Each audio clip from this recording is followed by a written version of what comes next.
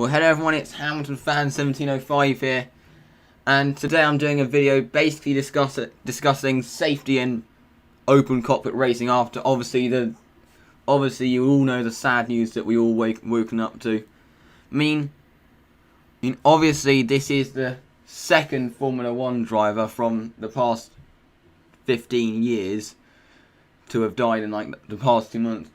I mean honestly, obviously I'm making a video here, but honestly, when it was announced that what happened with Bianchi, I honestly could not make a video because I was so shocked at the time.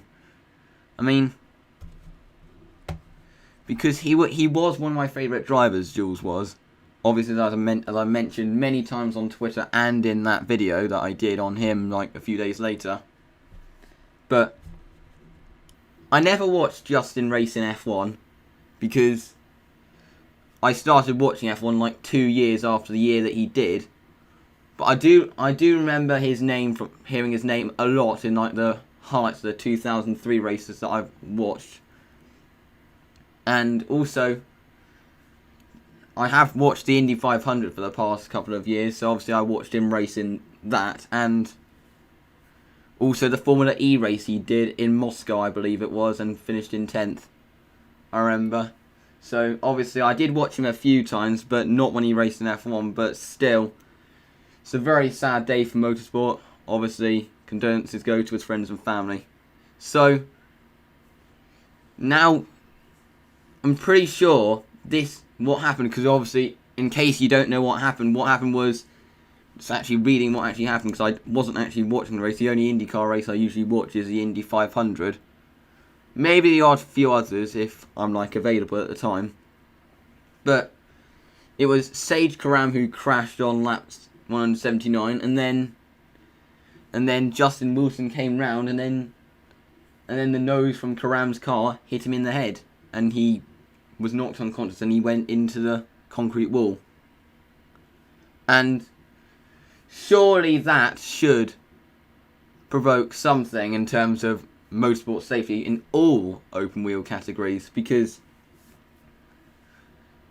that when the heads are exposed, that's where it gets a lot more dangerous. When the heads are exposed, I mean, of course, the danger is much greater in IndyCar when they race on ovals, but theoretically, the same could still happen at an F1 race weekend. Whether it's F1, whether it's GP2, whether it's GP3, the same could still happen. So, should the FIA be looking at safety and looking at closed cockpits? I mean, yes, that would reduce the thrill of open cockpit racing, but still, it would improve safety of F1 and many other categories, because there's been so many instances. How lucky Massa was in 2009 that piece of spring did not hit him in a different part of the head, where it could have had a lot more nasty results.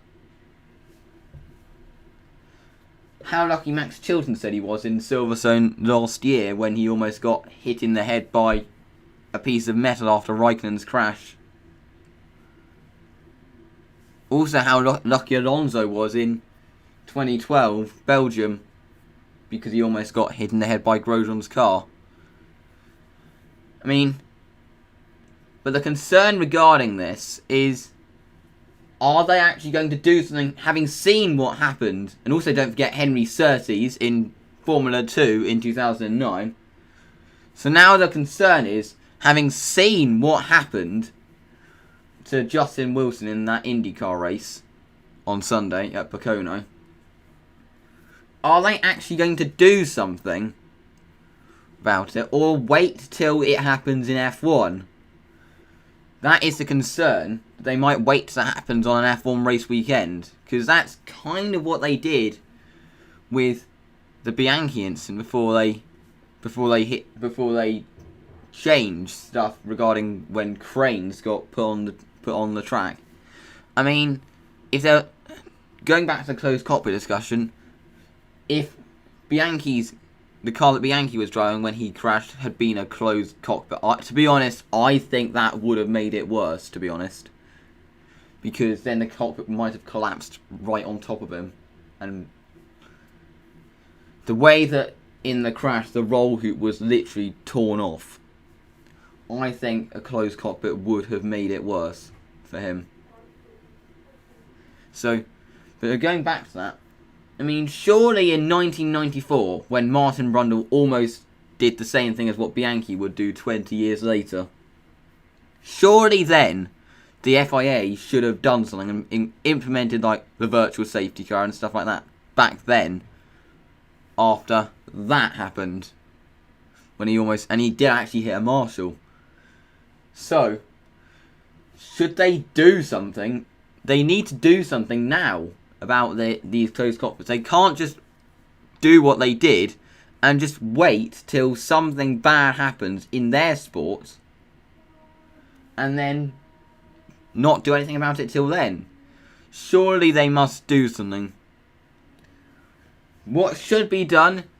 Should it be fully enclosed cockpits? To be honest, what I think would be best for safety is to have basically like a windscreen that goes up right in front of the driver and right around. Not fully over the driver, but right in front of. That would basically deflect the debris if they do get dislodged onto the track and possibly could hit another driver in the head. And because I think if it was a fully enclosed cockpit, to be honest, I think that would create a lot more issues. It would create like issues extracting the car quickly. For example, if say it's a malfunction, if there's like a fire and there's a malfunction in a system that opens the cockpit, then what would the driver do? They're basically trapped in a wreckage of fire, and they won't be able to do anything. And that would create problems like that. So I don't think they should fully enclose the cockpit, but for the best for safety. But what I think they should do is just have like a canopy in front of the driver, which basically surrounds the driver but doesn't go fully over. And then obviously it should all be transparent. And then I think that would like reduce the risk of debris getting into a cockpit of a driver. But the big question is, are the FIA going to do something about it now? Or are they going to wait till something happens in F1 for it to happen? I really do hope that they do the first one and not wait for it to happen in F1, because that would be stupid. But it just feels like they have done that in the past with particular instance in F1. And I just really hope that doesn't happen. Anyway, thank you very much for watching, and we'll see you for my next video. And of course, rest in peace, Justin. As I've said before, all condolences to his friends and family. Goodbye.